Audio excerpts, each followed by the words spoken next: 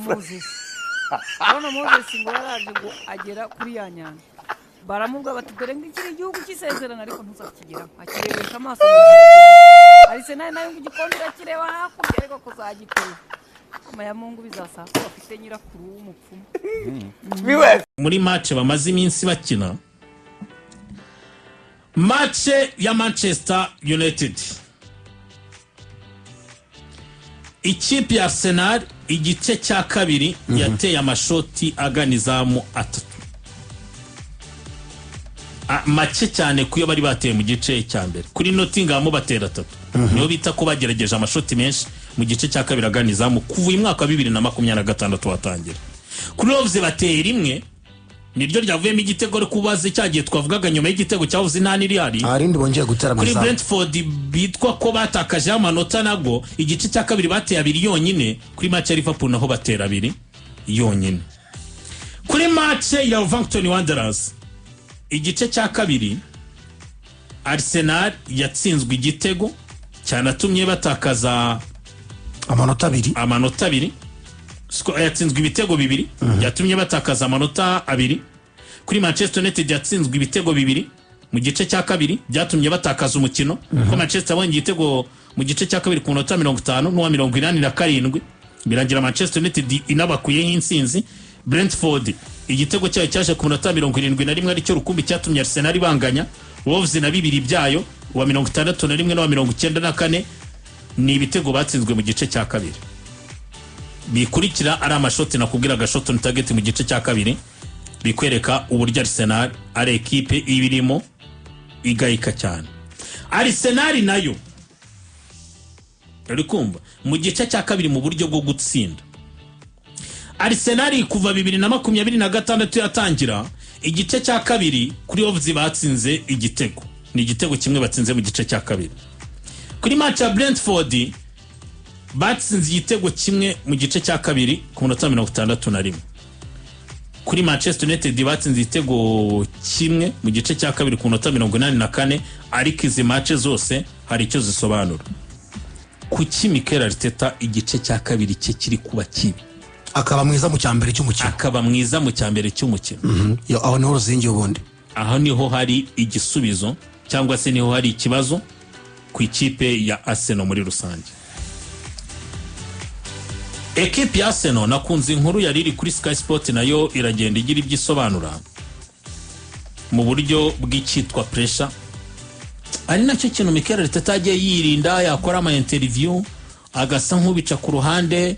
Mikel Arteta abakinnyi bajya muri press conference bagakana ikintu cya pressure. Reka mubwire ejo narebye amagambo ya Nidikran yaravuze ngubu Arsenal igiye gukina ngo abantu bahita batekereza title race no kwibaza kuri Arsenal ngo ariko ibyo twe tubyima amatwi ngo tuba turi karume iyo situation tudashaka natubeshye nanjye niyo mpamvu nzanye iyi interview. Numvise amagambo ya Dikran ngo iyo match ya Arsenal igiye kuba ngo abantu batekereza kuri title race no kwibaza kuri Arsenal uko biri bugende ngo ariko twe icyo twaganiriye na groupe twafashe umwanzuro no kuba kan ibyo tukabisiga hanze. Uzaba mvuze naka tubeshye se ari nkuru nasomye bagaragaza uburyo mentality niko kiri kinyenze bashizemo. Ese koko iyo Arsenal igiye mu mukino babatekereza ibiki mu mutwe wabo bituma batakaza umukino. Bamenyesha abakinnyi ndetse na mentality y'umutoza Mikel Arteta kuko buriye ibintu akora mu kibuga ni ijambo ry'umutoza cyangwa se igitekerezo cy'umutoza. Mantara mu mutekereza ibiki mu mutwe wanyu murakuze bro. Reka nkubwira akantu kandi kuri ya nkuru ya Sky Sport binaganisha kuri cya kintu wavugaga ubundi ngira utuntu duke nongeraho. Arsenal imbere yuko zibona igitego cyitwa icyambere mu izamu rya Arsenal imbere yuko Wolves scoringa Arsenal yari yateye amashoti anaganizamu ariko nyuma ya Wolves scorings 0 shot on target yego sorry.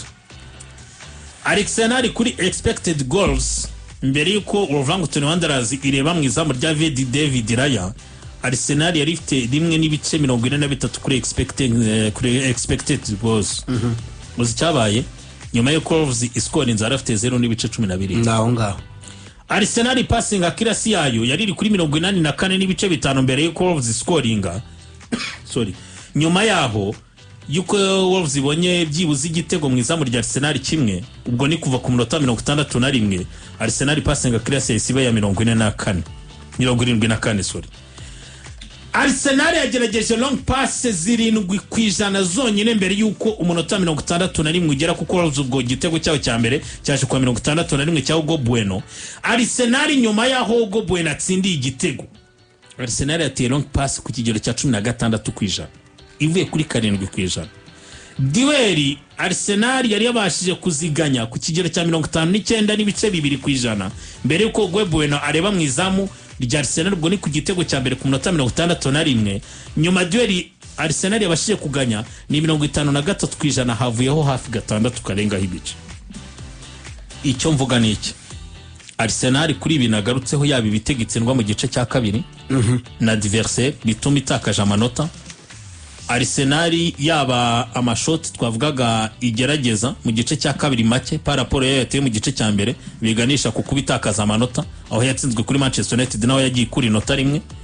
Arsenal yaba kuri match ya Wolverhampton Wanderers byibuze ku minota 61 Hugo Bueno atsinze igitego uburyo yahise subira inyuma mu mikinire ndakuramo ibintu bibiri. Pressure ya equipe ya Mikel Arteta ibariho babyanga babyemera ubwoba kuri equipe ya Mikel Arteta biganisha kuri mentality mentality yawe bro. Uitwa Mikel Arteta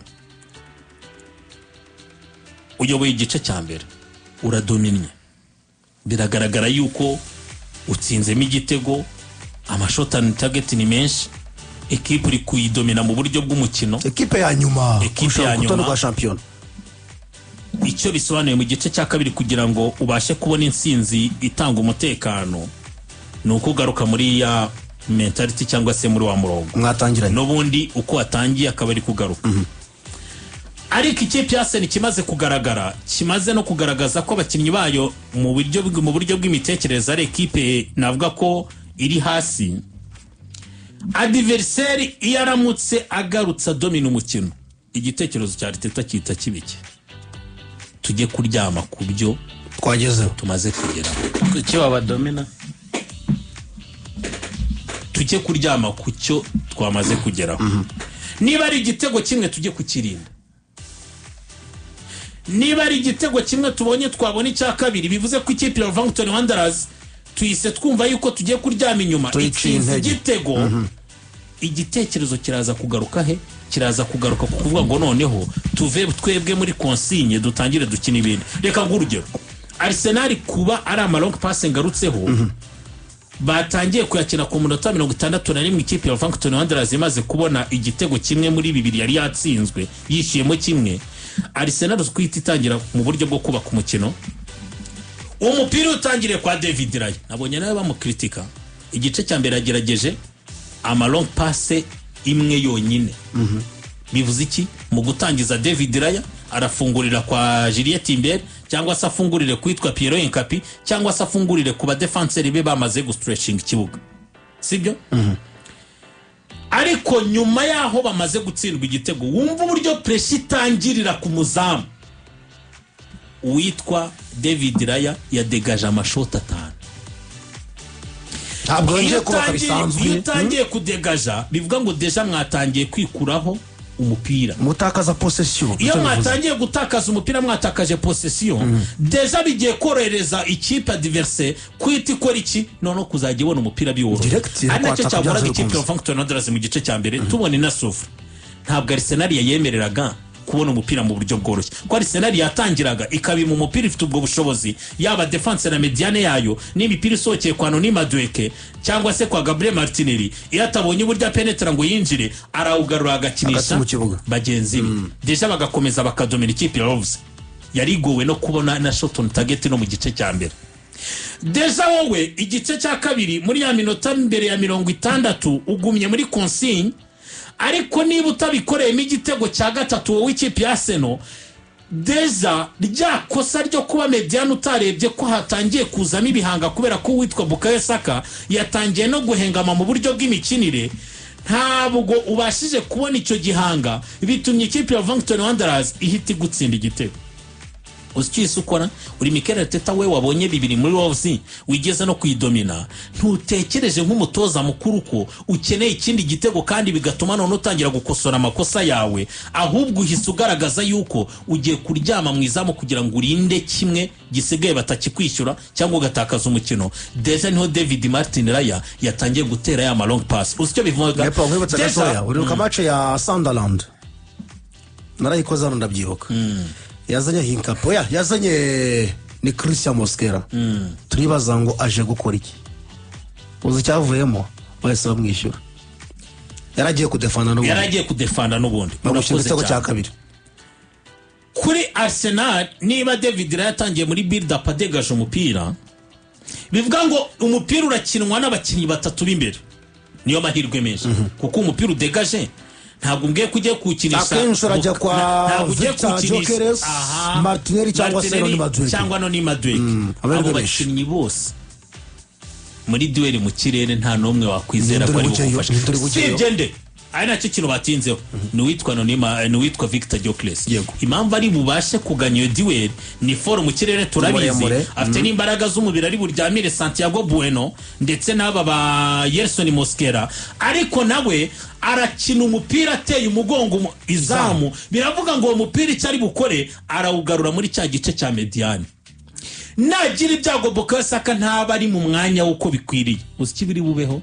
Deja Andre arakina baro yawe, Andre nawe ufata. Deja Arsenal kwera kwita itangira gutekereza kujya kuryama, nawe arafungura akoresheje ba Matthew Simane n'abandi bakinnyi basatira, dore ko bari bamaze nabo kuzana Toro Arokodare nta kintu umutoza wavuze yarimo amushakaho.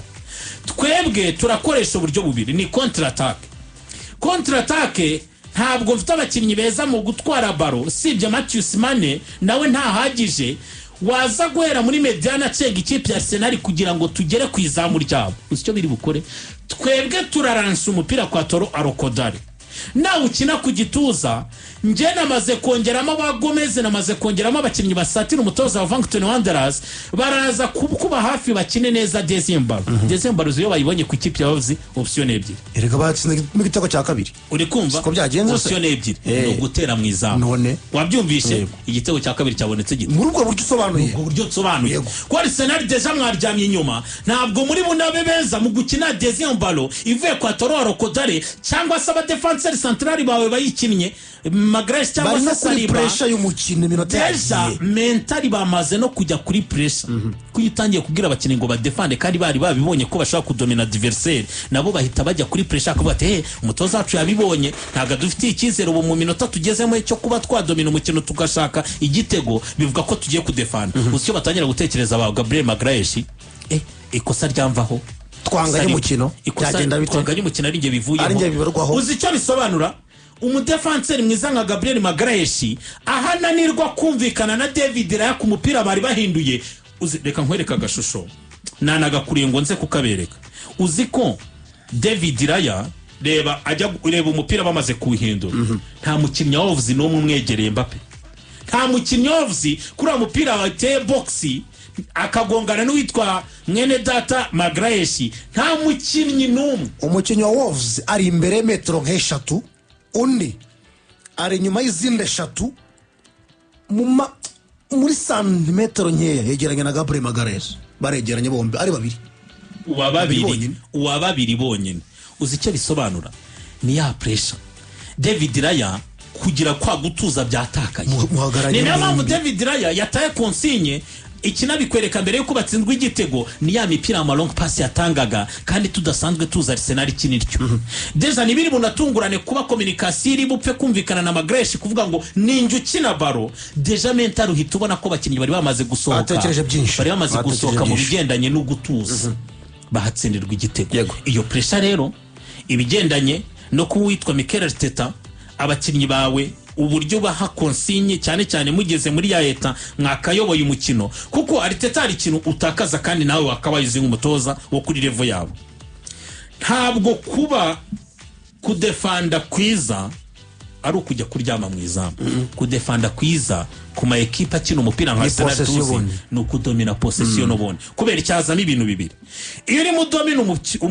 iyo uri mudomina adversaire cyangwa se ukubima umupira deja biraza kubagora bawushaka bahatakaza imbaraga baraza no gusubira inyuma kuri ama ekipe mato batangira bo gutekereza kudatsindwa byinshi hanazemo na cya kintu cyo kugukorera amakosa wavanamo ayo makufra ufite Declan wayitsinda wavanamo iyo penalty mu gihe muri mu rubuga rw'amahina ndetse wavanamo ya makosa batuma babona amakarton nabo bakahita bajya kuri pressure yo kuryama inyuma kugira ngo birinde kukuza kukwataka niba utaye ibyo bintu bitatu Mikel Arteta level y'umupira w'abongereza equipe nka Wolverhampton Wanderers nta kipe no bamuhariye twibukiranye uburyo yagiye igora ama equipe menshi cyane kuva uyu mwaka wa 2026 watangira rero ndasoreza ku kintu kimwe ngiye ngusubiza ijambo ryawe tutabeshyanye witwa Mikel Arteta kuri match umaze gukina reka ngukana tariki 7 z'ukwezi kwa kabiri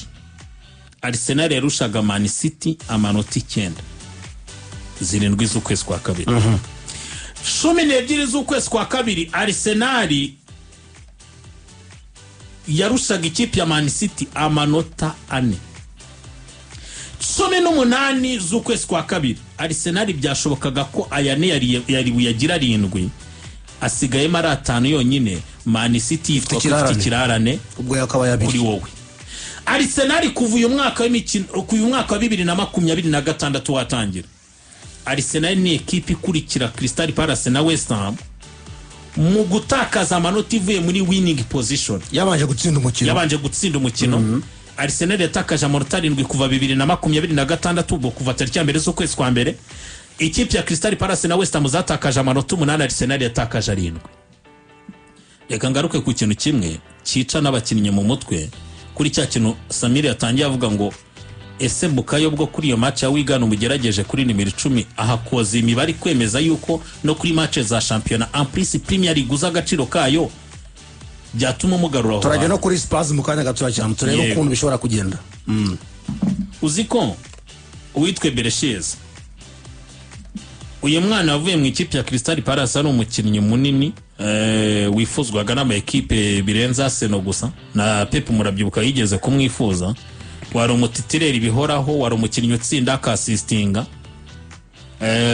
Bereshez umukinnyi national yatangiye gutekereza ko nawe aramutse abonye umwanya wa nimero 10 amerita kuba yahakina nta waburana umuzanye mu nshingano zo kuba yagukinira umwanya ari mwiza wako kanu gasurinye umwanya ari mwiza kandi ari comfortable atuje kuwakina yumva ari watange buri kimwe wowe ufashe Bereshez ari match twavuze zigera muri zinga adakandagira mu kibuga murazibuka bakina azamo kuri match ya tangira match ya Brentford abanza mu kibuga yaramaze match 10 za Premier League atabanza mu kibuga uwo mukinnyi mu mutwe ameze ate ntabwo atuje noneho uwo mwanya we uri kwakinisha Kai wakaba yaje gufasha abataka ngiye kukurekura n'abandi batandukanye uzi igisubizo kivamo uyu mukinnyi naragenda kwitera ikizere kuva witwe Bereshez ya scoringa kuri match ya Tottenham Hotspur zatsindira hat-trick match zibaye 15 agaragara muri squad 10 muri zo yarakinnye eshana abanza kuri benshi nta gitego na assist ngo eze woniwe eze wapfire kuri benshi urakoze cyane mu by'ukuri nibyo ngibyo ni ubwa mbere mu mateka ya shampiyona y'igihugu y'Ubwongereza ekipe igiye gukina umukino iri ku mwanya wa nyuma ikabanza gutsindwa ibitego 2-0 bikarangira idatsinzwe ni ubwa mbere bibaye ubundi byarangiraga itsinzwe hanyuma ekipe ya Wolves ni si kenshi mu by'ukuri ni inshuro ya kabiri ibanje gutsindwa ibitego 2-0 ariko bikarangira idatsinzwe ariko none muri kuri inshuro yigeze gutsinda Manchester City ibanje ibitego 2-0 biza kurangira Wolves ibatsinze 3-2 mu kwezi kwa 12 2019 ekipe Wolves nayo yakomeje kwerekana ko ari ikipe nubwo itameze neza ariko imenyereye iyi championnat. Bukayo Saka yatsinze igitego cya Arsenal yaruka igitego mu kwezi kwa 12 wakira n'ikipe y'inzu kinavuga The Bees Brentford yaramaze ibiciro 15 atabona igitego Bukayo Saka ariko byarangiye kuri umugoroba yagitsinze.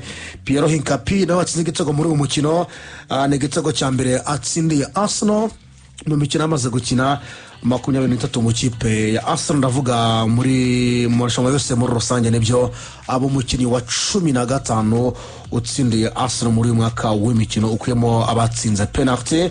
Hanyuma ngira ngo ibindi byinjiramo mu kanya gato, ariko turanareba mu by'ukuri ese match of n'ikipe ya Spurs kuri iki cyumweru ni ibiki bagomba gushyira ku murongo, cyane cyane ko Spurs ifite umutoza mushya Igor Tudor, nawe ari ibyo ari bugaragaze kuri iki cyumweru byanze bikunze.